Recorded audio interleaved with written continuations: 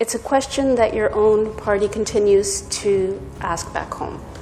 Just yesterday, the leader of your party, Rahul Gandhi, said Modi surrendered to President Trump. Sorry, what was the last one there? That Modi surrendered to President Trump.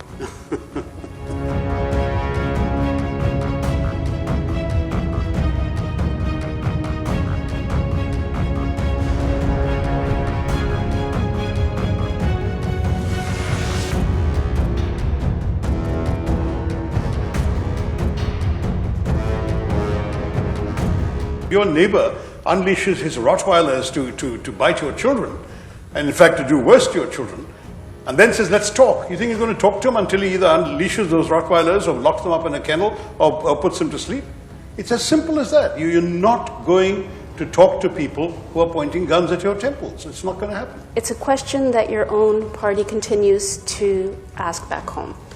Just yesterday, the leader of your party, Rahul Gandhi, said Modi surrendered to President Trump.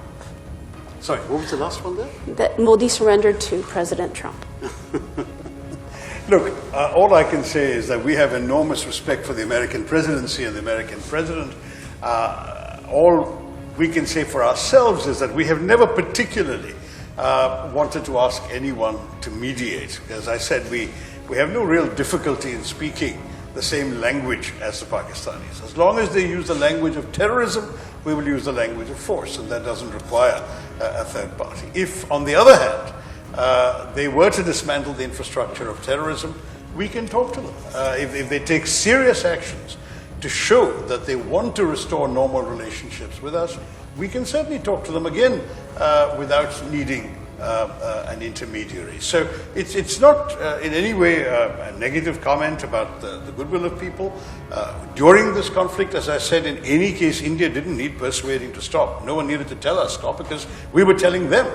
The moment Pakistan stops, we are prepared to stop. So if they in turn then told the Pakistanis, you better stop because the Indians are willing to stop, and that was what they did, then that's a wonderful gesture on their part with vis-a-vis Pakistan, but only Pakistan and they can tell us exactly what happened. President Trump, even as recent as, I guess, a couple days ago, he keeps saying that he used trade to stop the war. That's not the impression I have. I can tell you that it was a public record that there were calls coming from various foreign ministers to our foreign minister, to our national security advisor.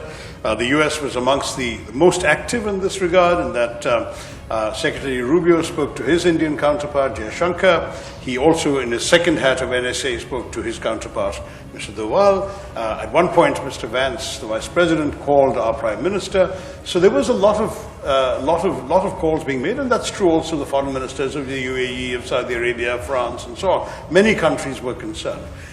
My understanding is, and none of these calls was trade ever mentioned, not one.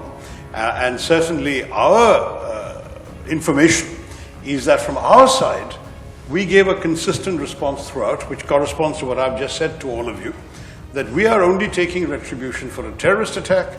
We are not interested in prolonging this conflict. If Pakistan hits us, we will hit back because we have a right of self-defense. If Pakistan stops, we'll stop.